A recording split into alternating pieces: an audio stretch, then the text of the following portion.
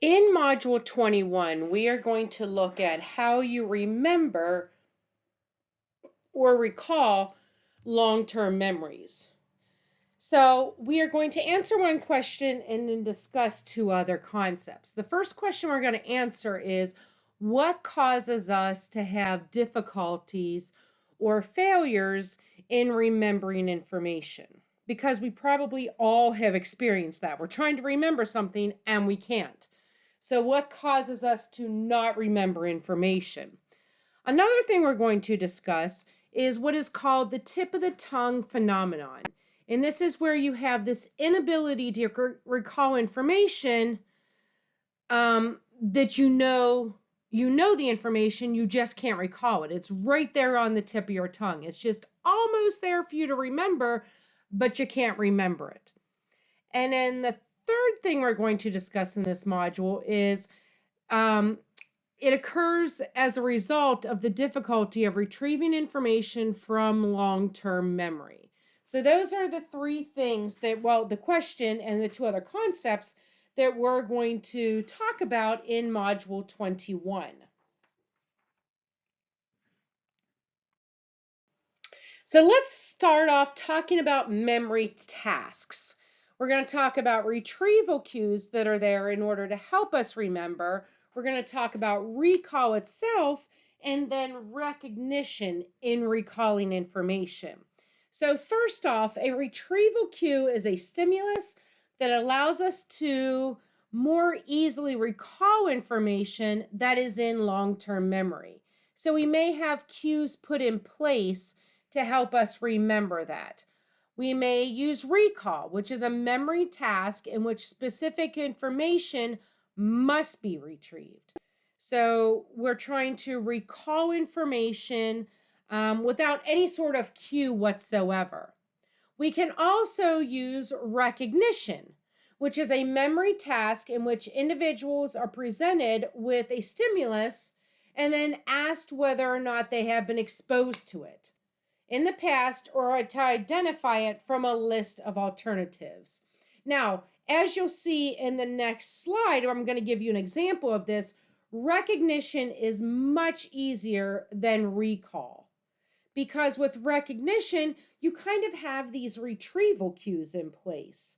They're already there. You just have to recognize which one is the correct one. It's kind of like a multiple choice question versus a fill in the blank or an essay question.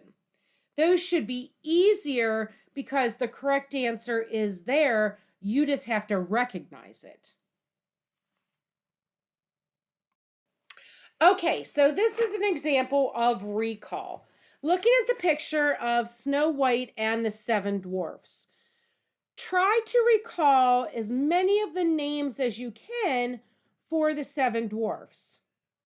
Now, you may be able to look at some of these and figure out, like I think this is probably Dopey or Sleepy. I don't know what the difference is here. And maybe Sleepy or, yeah, Sleepy or Dopey maybe. This is probably Grumpy. This is probably Dopey. I don't know what the difference, but I'm not too good at doing this, as you can see. Perhaps you are better. So this is where you would have to recall the names of those seven dwarfs. Now, the easier way to do this is through recognition.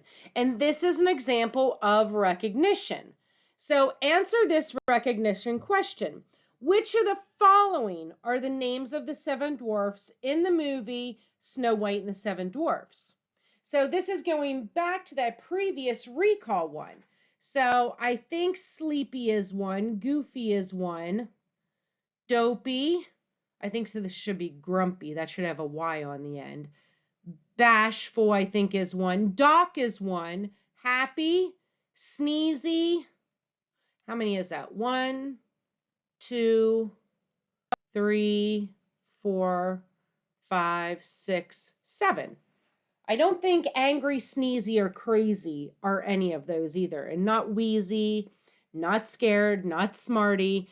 But you see how this was much easier to do in recognizing. You're choosing the answers from a list, knowing that the correct answers are there. You just have to recognize them. And that is much easier than trying to recall that information.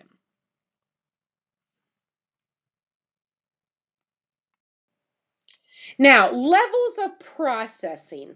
The levels of processing theory states that it is a theory of memory that emphasizes the degree to which new material is mentally analyzed. You go through this level of process, right? So at the shallowest levels, information is processed merely in terms of its physical and sensory aspects. How many letters are in the word, maybe how many vowels or consonants are in the word. That's at its most basic level, right? That's at the shallow level. Now, at the deepest level of processing, information is analyzed in terms of its meaning. You are probably better able to remember information at a deeper level of processing than at a shallow level of processing. I saw an article that dealt with levels of processing, and it talks about how when students highlight information in their book or in their notes, highlighting is a shallow level of processing. When you actually read the information without highlighting, this is a deeper level of processing. This article also talked about the way in which you take notes in class. When you're typing your notes on a laptop, that is a shallow level of processing. You are simply just typing letters. You are not thinking about the words that you are typing. However, when you write out your notes, you are actually writing out the words and not just the letters. And so it is a deeper level of processing. So you're more likely to get that information into long-term memory when it's a deeper level of processing versus a shallower level of processing. All right, I want to come back and talk about explicit and implicit memory. We discussed these very briefly in the last chapter or in the last module. You remember when we were talking about declarative memory, and we said that was factual types of information, and that was explicit memory. And then we were talking about procedural memory. We were saying that that was declarative and that was implicit types of memory. So I want to talk about the difference between explicit and implicit memory. So first off, explicit memory. This is intentional or a conscious recollection of information. So you are trying to remember the information, and you can recall the information and know when you stored that information, or you remember how you remembered it. Implicit memory is a memory in which people are not consciously aware. So you may know how to ride a bike, but you may not recall when you learned how to ride a bike and all the different steps that go into it. That is implicit memory. So explicit memory, again, when you're consciously trying to remember information, right? Like, who was the first president of the United States? It was George Washington. Implicit memory. How is it that you know how to ride a bike? I don't know. I just know how to do it. I'm not sure how I know. At some point in time, I learned it, but I don't know. That's implicit memory. So these can affect subsequent performance and behavior. And it's closely related to the prejudice and discrimination that people can exhibit without being aware of their underlying beliefs. So that implicit memory, this can affect their subsequent performance and behavior. And implicit memory is that you have this belief, but you're not really sure why you have the belief. You learned it at some point in time, but you're not really sure when or where. Now, we also previously talked about priming. Priming occurs when exposure to a word or concept, which is called a prime, later makes it easier to recall related information. So this morning at breakfast, let's say you went to a restaurant and you were looking over the menu and you were stuck between, let's say, 3 or 4 choices and you didn't know what to get. Well, let's say a couple of days from now, someone is talking about that specific restaurant and whether or not they have a good breakfast. You may recall, oh yeah, they have this and they have that and this and that. You recall the various dishes on the menu. You weren't trying to remember those dishes on the menu previously when you went there for breakfast, but you were primed. So it later made it easier to recall that related information.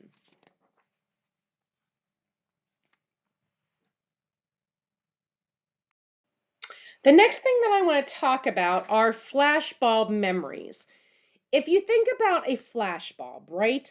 If you think about a flash on a camera, let's say, it used to actually be a little bulb on a camera. That's where this flashbulb memory came from. But now we have these flashes on a camera. When you take a picture, you are able to see everything that was occurring in that picture at that point in time. You can tell who was there, what they were wearing, how old they were, where they were located, so on and so forth. So a flashbulb memory is a memory that you think you have and you remember every detail about what occurred, just as though you were looking at a picture. So it's a memory of a specific, important, or surprising, emotionally significant event that are recalled easily and with very vivid detail. You can remember everything about that situation because you were there. Now, source amnesia sometimes comes into play. And this occurs when an individual has a memory for some material, but they cannot recall where they encountered it. So you remember something, but you don't remember where you heard it or where you first learned about it.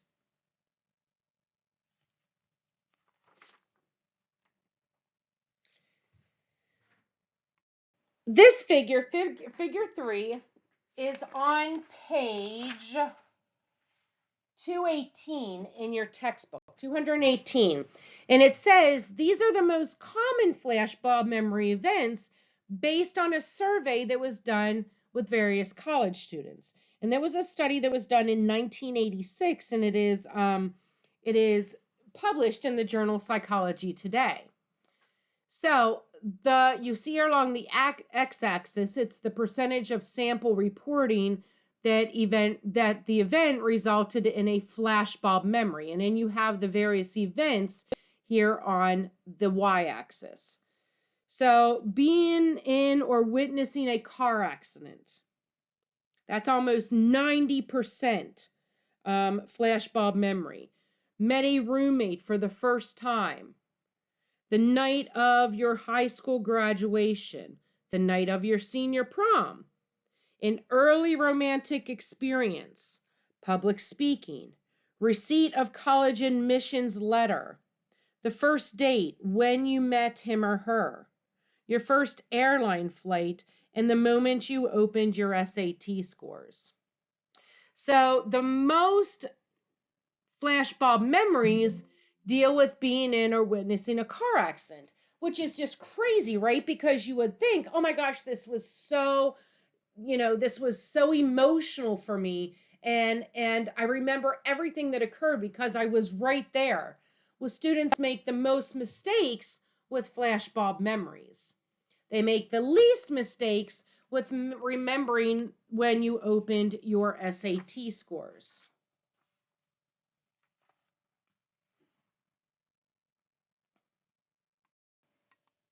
Let's talk about the constructive processes in memory. And this is where you are rebuilding the past. So constructive processes are processes in which memories are influenced by the meaning that we give to those events. We construct, this meaning that we give to an event, and that helps us in remembering the information. And it's not just direct prior experience, but also guesses and inferences that may be made. One way that we construct information as it's being processed into a memory is through schemas. Schemas are organized bodies of information that are stored in memory that bias the way new information is interpreted, stored, and recalled. We have a lot of schemas for things that we experience in our everyday life.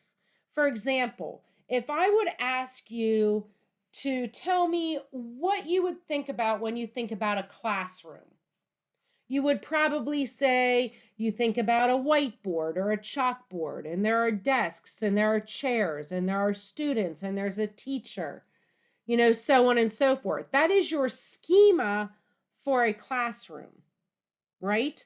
Now, if you think about other things like your schema for a car accident, perhaps you have the schema, where there is a lot of glass and there are cars that are damaged and have dents, and there may be people crying, and there's police cars and there's ambulances and so on and so forth. You have these schemas in place for various events.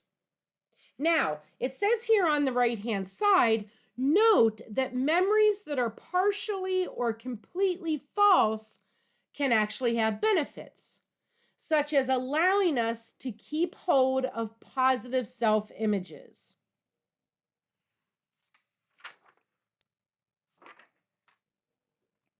So, looking at that, let's look at the next slide. This is actually in your textbook, and this is at the top of page 220. This is Yankee and Red Sox fans were more accurate at recalling details of a championship game their team won than they were of a championship game that their team lost, right? So Yankees fans are in blue, Red Sox fans are in red. The mean accuracy in recalling that information is along the x-axis. Along the y-axis is in 2003, the Yankees win, and in 2004, the Red Sox win. Well, you can see, right, in 2003, when the Yankees won, their recall of that win was higher, whereas the Red Sox, their recall of that loss was not as high. Same thing for in 2004, when the Red Sox won. Their recall of winning was much higher than for the Yankees fans, whose recall of losing was much lower.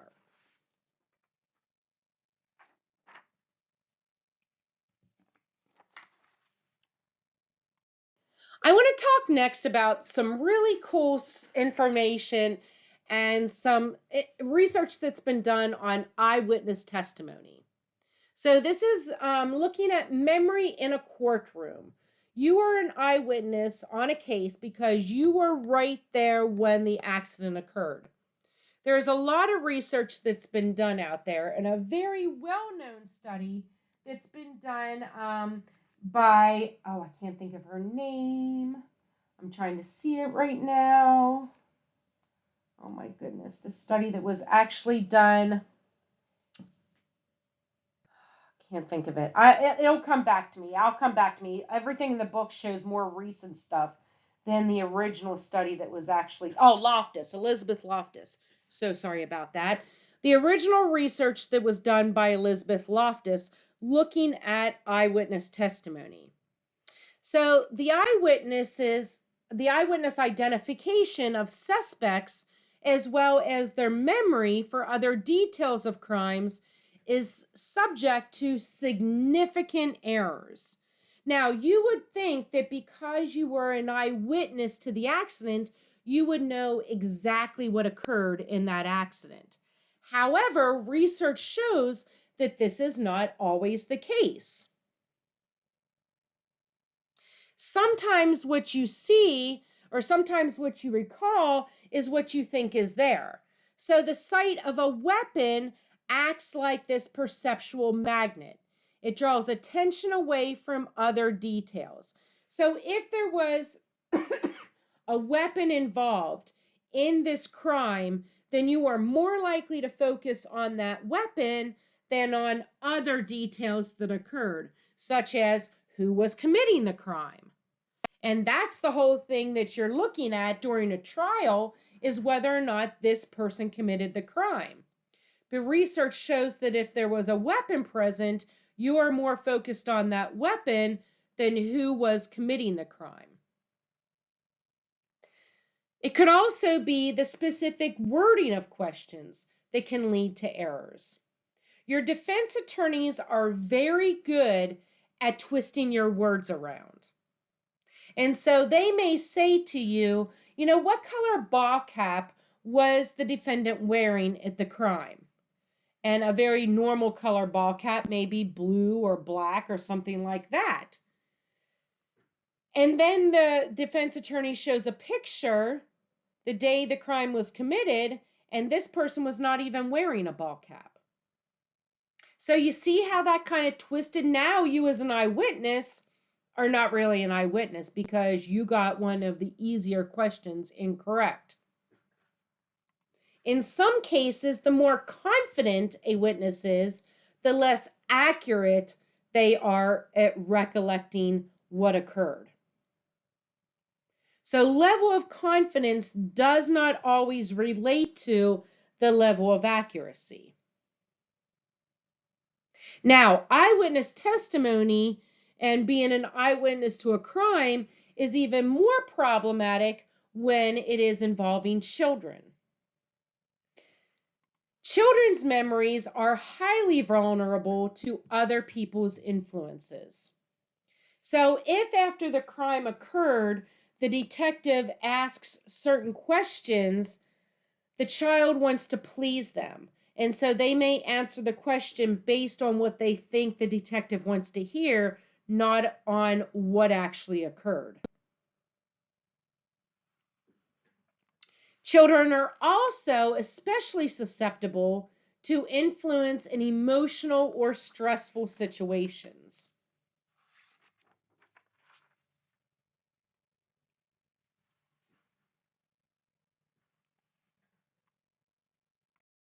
Now, this is a study that was done. This is based on that historical study by Elizabeth Loftus, and this was in 1974. And she had participants watch a video of a car accident occurring, or she had them look at video or pictures of a car accident. And then later on, she asked them questions about how fast do you think the cars were going when they, for some participants, it would have been when they smashed into each other, versus using, about how fast were the cars going when they collided with each other. About how fast were the cars going when they bumped into each other, when they hit, or when they contacted. So you see here on the x-axis, it's the speed that participants said the cars were driving. And you can see on the y-axis the various words. So smashed into makes it seem as though there was a lot of damage. And you would think that there's a lot more damage if the cars were going fast, right? Collided with, bumped into, hit, and contacted. So you can see, based on the words that are used, that can definitely affect how an eyewitness determines the results of the accident.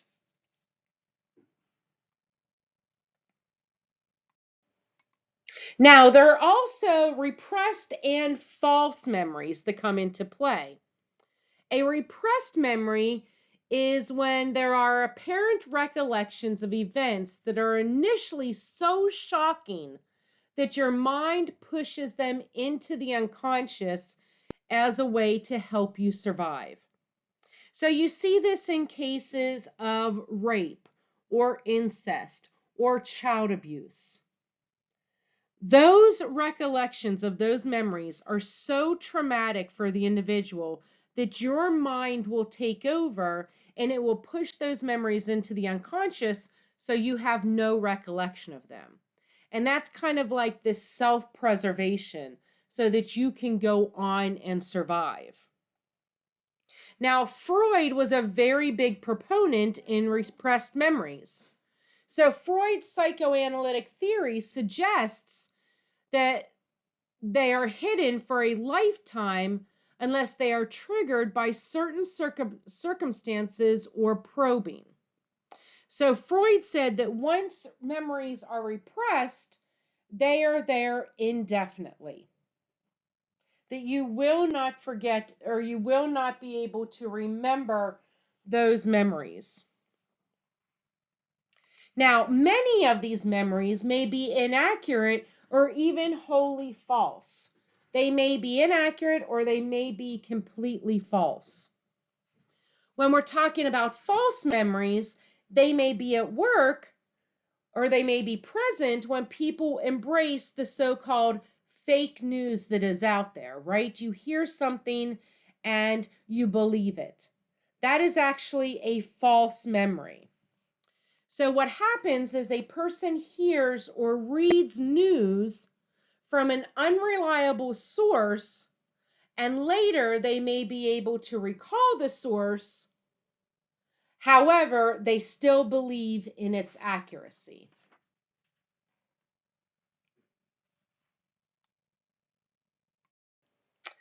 The very last thing I want to talk about in Module 21 is autobiographical memories. Autobiographical memories. Autobiographical memories are memories that you would have about your own life, right? Think about an autobiography that someone has written. It's written about their own life. So an autobiographical memory is a memory that you have about your life and you remember everything specifically about it. So it's a recollection of our own life experiences.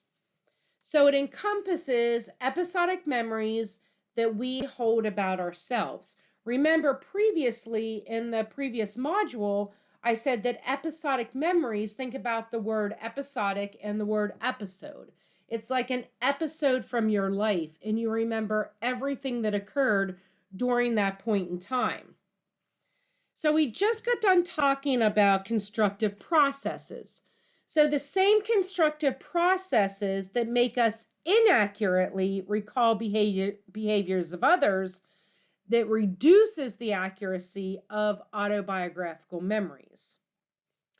We tend to forget information that is incompatible with the way in which we currently see ourselves.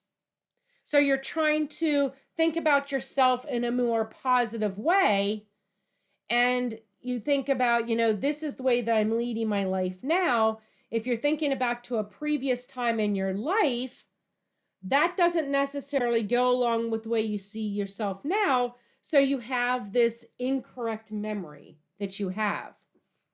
So particular periods of life are remembered more easily than others. In later adulthood, you tend to best remember the periods in your life where you experienced the major transitions. So when you graduated high school or college, when you got married, when you had children, when you got your first job, when your spouse passed away, so on and so forth. Later adulthood, you tend to remember information that goes along with those major transitions versus other periods in your life. This last figure, this is taken out of your book, and this is on page 222, figure 6 in your book. You see along the x-axis the original grade that was assigned, and on the y-axis is the percentage of grades that were recalled accurately. So this was a study done in 1996, and it shows that participants tend to distort memories of unpleasant events. For example, the college students are much more likely to accurately recall good grades. However, they will inaccurately recall poor grades. So you see, if they got a letter A, they accurately recalled. Almost 90% of the time, they recalled getting an A. When it comes to recalling a B, you go down to about 63% of the time. C, you recall about 50% of the time. And whenever it comes to getting D's, you only recall getting D's about 28% of the time. So we are more likely to recall information that is good as opposed to information that is bad.